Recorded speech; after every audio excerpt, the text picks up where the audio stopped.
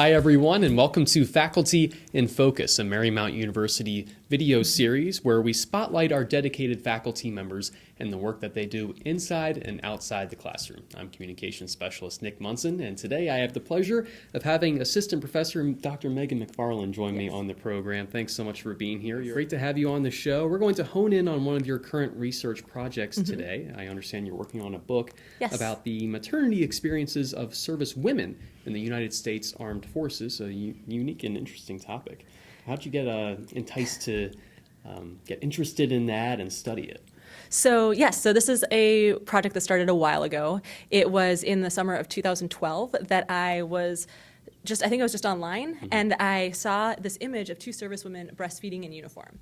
And they were two Air Force reserve officers, or reserve servicewomen, and they were breastfeeding, and one had her shirt, she was breastfeeding twins, so she had her shirt a little high and was exposing more than you normally would see, and the other one was just breastfeeding one person, or one child. And what happened is I started scrolling through, and the comments were really mean and really mad or really angry. One person said it was as offensive as defecating on a uniform, and people hated this image. And so I thought, what is going on here? That was my first question. And then the second thing was, I realized we don't really know much about servicewomen's experiences in the military, and especially when it comes to having babies or being pregnant. And so I had been interested in the military previously. I had a couple book projects before that I'd co-authored with my advisor and some other colleagues about the military in general and what happened after bin Laden was caught. And I was interested in the military. I'm also interested in feminist and women's and gender studies. And so this kind of seemed like a nice way to combine the two. Exactly. So I realized that we didn't know much about it. And then I also saw this kind of connection to the academy in a way, and that in academics as a professor, a lot of times we're told that there are good times to have children and bad times to have children, and so we should be having our babies maybe in the summer. And I think this is an education in general because there's like pressures. Yes, and so I was seeing kind of dueling pressures too, because as I started researching it, I started seeing that servicewomen are also told when to have kids, or advised, not told, but they're advised, like, this would be helpful in your career. And so I started looking into that, and then as I did more research, I learned more about their maternity leave, and it was kind of coinciding with these discussions going on in the United States about maternity leave, and how about 88% of Americans, well, I'll get into this later, I guess I can, but like don't have maternity leave. And so I just kind of started seeing that as I researched further, the military has some of the best maternity leave policies. They have some of the best policies related to families and those types of things. And then there's also this whole other thing that was going on where people were really irritated by this image. And so some of the things that came out were people saying, the rude things about the image, but then also the military was saying, we don't want this image, which came out as part of World Breastfeeding Week, to look like we're promoting something. The military uniform cannot be used to promote causes.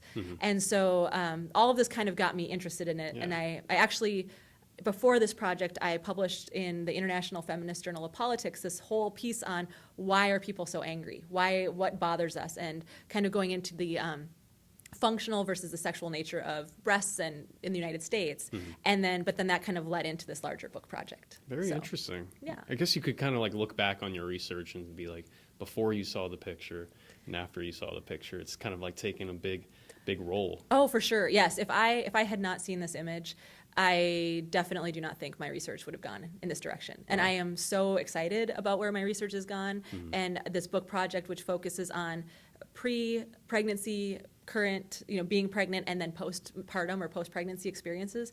And I definitely, if I hadn't seen it, I was going in a different direction. It was going to be military-based, but not being able to combine those two interests of mine. And so this image had a huge impact on my research and my research trajectory, for sure. Yes. We talked a little bit about it, the differences between maternity policies when you're looking at the military world versus the civilian world. So you were saying how the military actually offers pretty good policies compared to many others. what kind of examples have you been able to find in your research for maybe why that is? Yeah. So the military is extremely generous when it comes to their maternity policies.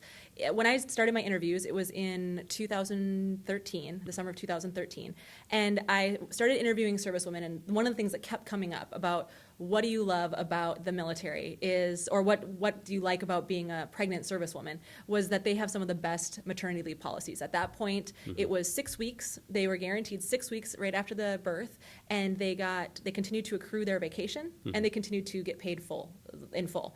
And that is humongous.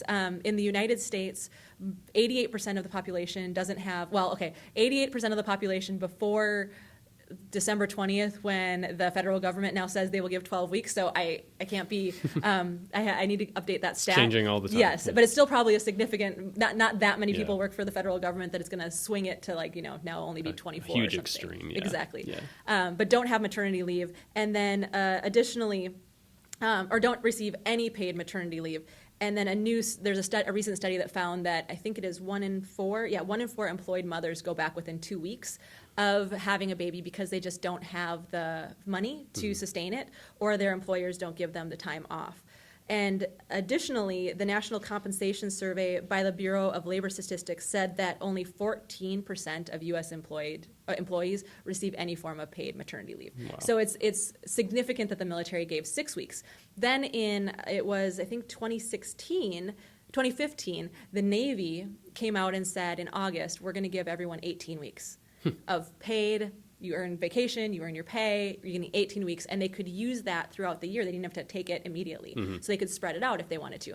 And then it got reeled back in February of 2016 because the military as a whole said, we can't have one branch getting going 18. That far when the rest aren't. Yeah. Exactly. And so everyone else is getting 6, so they made it 12 for everyone.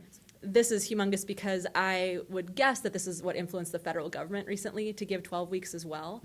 And so it's just this really generous policy, and it's obviously comes with a lot of different aspects to it because these women can also be deployed. After a year, after having a baby, they're eligible to be deployed again. So it does come with that, but it is super generous and much more progressive than kind of, I guess, in line. The argument was that when Mabus came out with the announcement about 18 weeks, that he was influenced by Silicon Valley and these other tech industries that also have a hard time retaining women. So a lot of this is in line with trying to retain service women because women tend to leave these types of careers more than men. Okay, very interesting. Yeah. With your research on this project, what kind of data did you study? And I guess how much of that is influenced by maternity policies, our most recent discussion, as well as maybe stem from the picture that you originally saw? Yes. So as I am traditionally, or I guess I'm trained as a rhetorical scholar, meaning that I tend to look at things like pictures or texts, and I analyze those, and I look at maybe what they seem to mean or what symbols are in them. And so I tend to do that, and but then what happened is in graduate school, I decided that I was told I had to take all these different methods classes. And so I thought I'm going to take a qualitative methods class and learn how to interview. And so I decided to interview servicewomen just because, kind of like this is what I should do. And I started interviewing these servicewomen, and I realized that I could use this multi-method approach. So I could take these texts. So for example, maternity policy, a pamphlet from the Navy Office of Women's Policy, a newspaper article about what's going on, this newspaper article, or all the different posts about this picture, and analyze those, and then combine them with these interviews and come up with a richer understanding of what's going on. And what I really liked about that is I can have these interviews with these servicewomen, and I can have them speak for themselves. So it's not me basically saying, this is what servicewomen want, this is what they think. It's them actually saying it.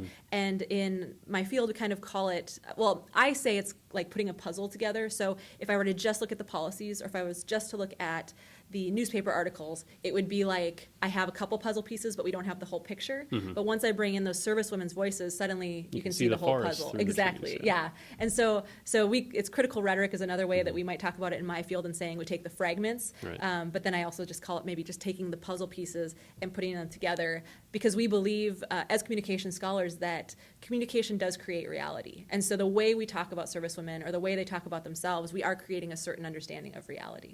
So. All right. Now, I understand it's an ongoing research project, right? You're still working on it. Yes. Have you concluded any, reached any conclusions as far as key findings that have maybe come out of your research so far? Yes, yeah. So many. So let's see. Some of the findings would be, I'd say one of the biggest ones is borrowing from scholars, communication scholars, Smithson and Stokoe. They're organizational scholars. And what they argue is that women in organizations like banks or like predominantly like financial institutions that have been male dominated, perhaps, or for example, that women tend to enact macho maternity. It's one of my favorite phrases. And it's this idea that they act like men to succeed, that they're not going to let this maternity get in the way of them performing well. They don't want to be seen as less than. And this I saw a lot in the military. So I had one servicewoman who said, I could wear different clothes. I didn't have to wear my PT or my physical training clothes the farther along I got, but I chose to keep wearing them and doing all the exercises, even though I gained 70 pounds, because I didn't want people to think that I couldn't do it. Or I had probably 5 or 6 women that said, I worked until my water broke at work. I worked until I went into labor at work. And so they just don't stop. They didn't want to be seen as less than. And so I definitely saw that happen. And then I also argue that that happens in their maternity leave. And this is one of the big things that I find too, is that they have some of the most generous maternity leaves. I actually was fortunate to interview women who got 6, women who got 18 because they got grandfathered in, and then women who got 12 weeks. So I got the whole spectrum. And some of the women who got 18 weeks just wouldn't take it. Didn't take it all. Yeah, because they said, I don't want, people would say, like I said earlier, they'd say, how was your vacation? And they're like, it's not a vacation. And they didn't like that stigma. And so they wouldn't be taking the maternity leave. And so I called that macho maternity leave, in that they would come back before they had to because they didn't want to be seen as less than. And so that Talking about those pressures again. Exactly, Yeah, it was yes. external. Yes, so a lot of pressure to plan as well, like I mentioned earlier with hyper planning. So the idea that they are supposed to have their babies at certain times. In the Navy, there is the idea that we have sea and shore duty, for example. It's one of the most predictable, and so it's like, have your baby on shore duty. Well, what if the schedule changes, right? So that can change things as well. And then, so ultimately, I guess it's kind of this bind where I'm seeing servicewomen are actually contributing to the very problems that constrain them, the very things that are causing the problem. They are not taking their full maternity leave. They're not, or they're having their babies when the military says to have them, which does make sense to a point, right? But sometimes we can't control when babies are born. And so what I find is this kind of cycle of that I call a circuit of discipline, where they just contribute to that. And so kind of what I'm struggling with right now is saying, so what do we do about that? Because the type of women often who go into the military, it's a volunteer service, tend to maybe, they go in because they want to serve their country. And so they're not going into it because they are selfish, And so it's kind of that whole thing of trying to figure out, like, what is the answer? Because you can't necessarily tell them you have to take your full maternity leave if you don't want to. But then at the same time, if they don't take it, then the women after them might not be inclined to do so or benefit from it. They might say, if nobody's using this, why do we have it?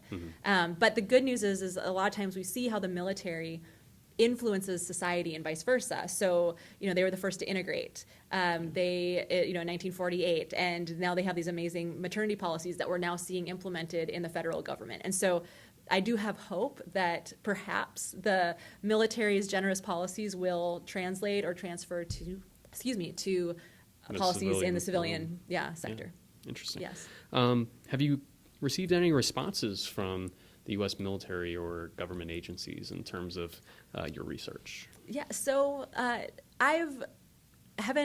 try and tell everybody about it. I'm really excited about my research.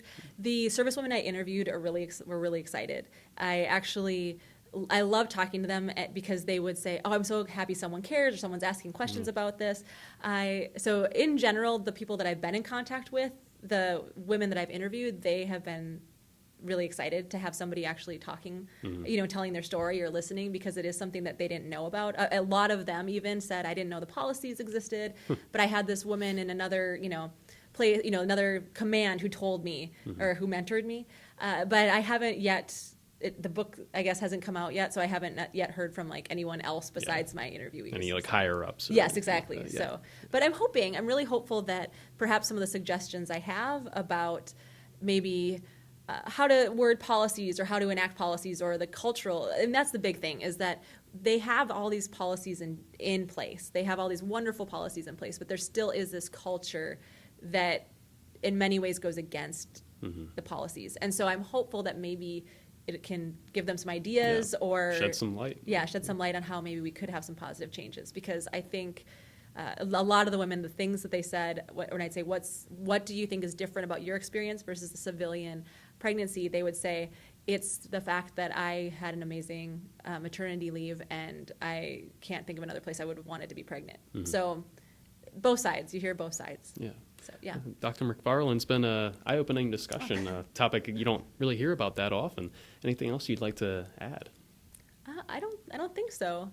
I really enjoy this project. I have hopes that it will be out in a book soon, so that's exciting. And I'm just really hoping that this will, I'm thinking this is going to end up feeding into more future projects. I've become pretty passionate about maternity leave policies and women's policies in general. So. Well, we're all excited to see it. Thank you. All right, thanks again for joining Faculty in Focus, Dr. McFarlane. We'll see you in our next episode.